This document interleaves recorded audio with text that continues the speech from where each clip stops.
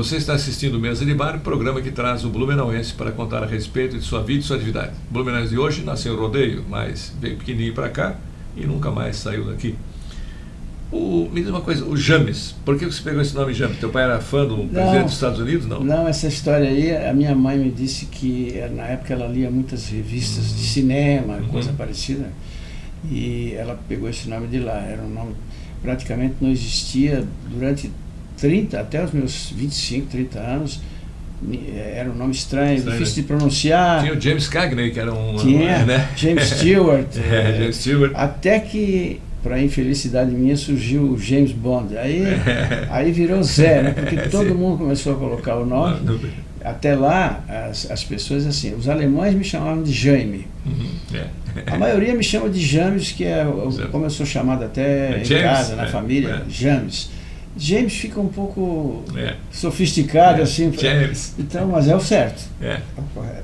E hoje é um nome comum, né? Comum. Então, tá. E você começou a trabalhar cedo?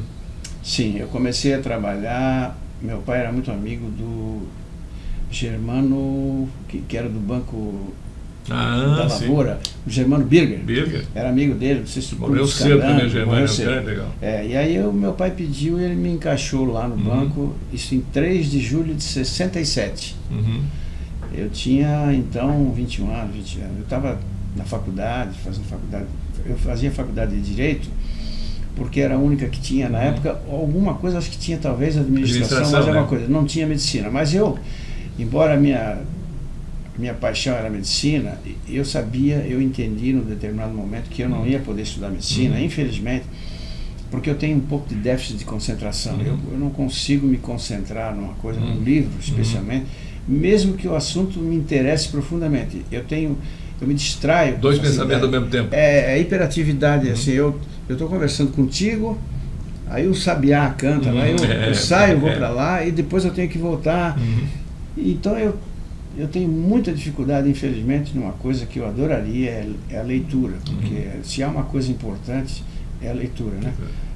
Mas eu fui ler o primeiro livro completo, já com 25 anos de idade, mais ou menos, que foi o Dom Quixote. Dom Quixote a maior obra que alguém poderia ter criado na literatura foi eu li.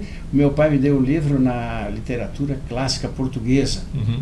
Quando você falou que você era pequeno, tinha 1 ano quando morreu, então era seu avô que morreu? Meu avô, meu avô Locateiro. Eu pensei ali que fosse teu pai quando você falou. Né? Não, meu avô.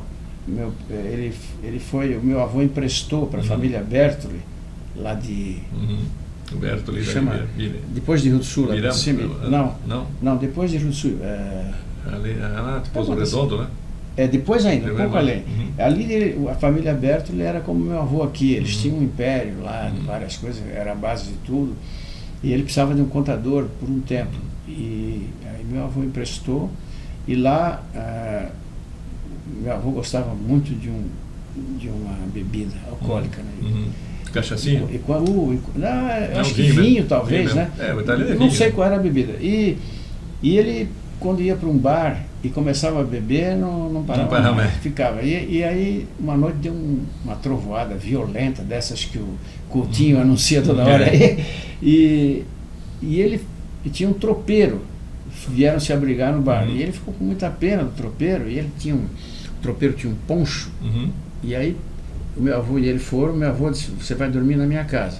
E foram debaixo do poncho do acobertados no poncho e tinha que atravessar uma ponte de madeira, que era onde passava o trem, talvez, alguma coisa assim. E essa ponte, a água tinha coberto a ponte. E eles não sabiam, algumas tábuas dessa ponte foram levadas pela correnteza. Aí caíram os dois, e o meu avô, o outro foi achado, o tropeiro foi achado no dia seguinte, meu avô só 3 dias depois. Morreram os dois. Então, infelizmente eu perdi essa oportunidade de conviver com uma pessoa que teria me trazido muita coisa, além do que o outro avô já trouxe. Né? Então tá, e você começou então a trabalhar no banco. Eu comecei no banco. Eu acho que quando eu te conheci você trabalhava no Banespa. Né? Depois o Banespa comprou, né? Era o nosso banco antigamente, e aí o Banespa comprou. E depois, no final, o Santander comprou. Mas eu saí do Banespa em 1986, em dezembro. Na primeira semana de 87 eu comecei na RACO. E como eu sou uma pessoa de poucos amores na vida, eu trabalhei 19 anos no Banespa, 19 na RACO. Eu já estava até aposentado pelo banco, mas eu continuei trabalhando na RACO. E depois eu saí da RACO, seu cônjuge já havia falecido, a RACO mudou muito, evoluiu. No Rio de Janeiro, né, diretor? Quando eu saí da RACO, a RACO estava voando em céu de brigadeiro. E depois veio a evolução e tal. Eu achei que a minha época já estava ultrapassando, veio a modernidade, computadores, tudo isso. Aí eu falei, olha, eu vou descansar disso aqui. Mas foi um período lindo que eu passei lá na RACO. E é uma paixão que eu tenho até hoje. E também tinha o Aras, né? Que era pois é a Aras que você marcou presença no eu fui chamado, na verdade, lá para... Que é o cavalo dela. Sim, eu fui chamado lá porque o genro do seu Conde, o Ricardo, ele cuidava muito do seu Conde. O seu Conde era uma pessoa maravilhosa, que precisava muito de alegrias, ele já tinha passado muitos problemas e tal, e agora estava muito bem, mas ele era uma pessoa com tendência a ficar meio depressivo. Então ele usava o Aras e os cavalos, que era uma grande paixão dele, para se distrair. E ele tinha o Aras, e fazia um bom investimento, mas precisava ser melhorado, precisava ser modernizado. Aí o genro disse, não, vamos trazer o Gêmeos aqui, ele chamava de Gêmeos, porque ele era... Carioca? O Ricardo, não, o Ricardo é Lounge, família inglesa. Ele disse, vamos trazer o Gêmeos, porque o seu Reis já fazia contato comigo muito pelo telefone sobre cavalos. Aí me convidou para deixar o Banespa, onde eu estava muito bem, e ir para a RACO. E o senhor Reis adorou a ideia. No princípio ficou com medo, porque achou que eu estava me tirando de um lugar, ele não sabia como é que eu iria me adaptar na RACO e tal, porque eu iria futuramente dirigir a parte o setor de vendas e marketing, que era o fundamento da RACO. Todo o problema da RACO era, naquela época, essa parte. Tinha que ser modernizada e tinha que ser ampliada. O que acontece? A RACO era a maior empresa do Brasil disparado no ramo, mas ela não tinha muito lucro. O quê? Então eu logo imaginei, o problema deve estar nos custos.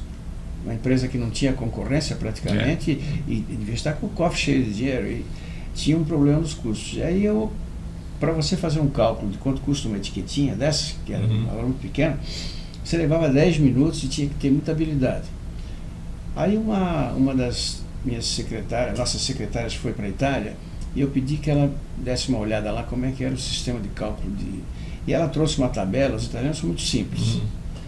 Eles faziam uma tabela em que aqui eles colocavam a largura da etiqueta, na segunda coluna o número de cores, se tinha muito desenho ou pouco desenho, porque isso afeta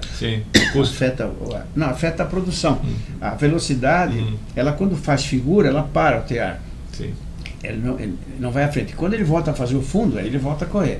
Então, se tem muito desenho, você leva mais tempo para produzir a etiqueta. E aí, 2 cores, 10 centímetros, tal. Aí eu fiz o seguinte, eu peguei uma tabela daquelas, simplifiquei e ainda fiz uma melhora para evitar erro. Eu fiz assim, muita cor, muito desenho e pouco desenho. Eu acrescentei mais um. Resultado, a gente fazia o cálculo da etiqueta em 15 segundos.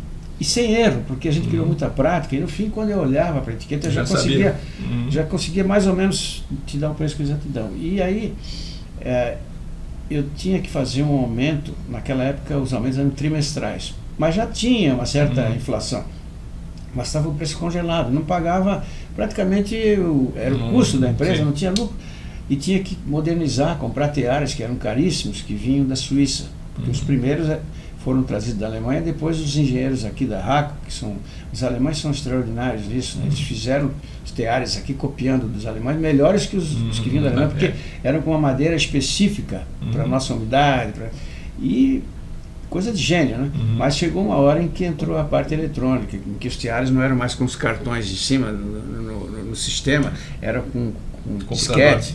Então, a velocidade, o tear convencional batia 80 batidas por minuto, e o outro de 800 a 1.300. Então, olha a diferença. Era uma outra etiqueta, mas... Né? E aí fizemos uma mudança, rapaz, aquilo começou a dar certo, porque uma coisa é fácil. Qualquer pessoa que tem carta branca, é fácil você administrar. Eu tinha carta branca, eu podia fazer tudo. Eles só viam o resultado, o Ricardo e o seu Reis. Então, só tínhamos nós três e o financeiro, que era o Afonso, que a gente conversava e dava tudo certo. Foi um período, então, foi um período assim para Raco, para mim, para... Realização pessoal, né? Foi uma fase linda da vida que deu tudo certo. Até que depois eu... e paralelamente, então, o Sr. Heinz, eu e o Ricardo cuidávamos do Aras. Eu ia todos os dias lá, eu tinha horário livre, ia todos os dias lá, via a parte da administração, que não era tão computadorizada. E você não entendia de cavalo, não era? Entendia. Entendia já. Nasci, eu tive um professor desde os 3 anos de idade, que foi meu tio. Era um mestre nisso. Eu tinha paixão pelos cavalos, então, porque os cavalos passavam na rua, eu rodei com a boiada que vinha do Rio Grande do Sul. E vinha, e a minha mãe disse que com 1 ano de idade, ou menos disso, ela me colocava para brincar no chão. Quando eu escutava o tropel dos tropeiros vindo da manada, eu acho que eu ficava louco, ela tinha que me levar na janela.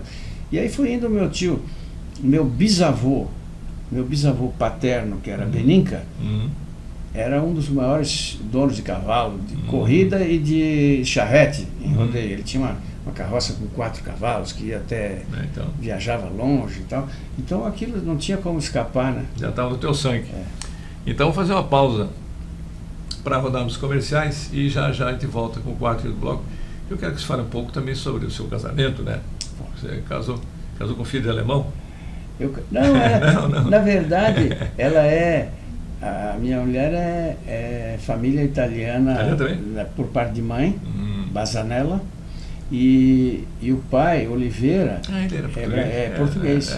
Então, eu estou confundindo com o Raut, porque o Raut foi delegado, ele era escrivão. Não, no meu caso foi italiano com português, né? Então, no casamento. Não deu problema. Vamos aos comerciais, já a gente volta.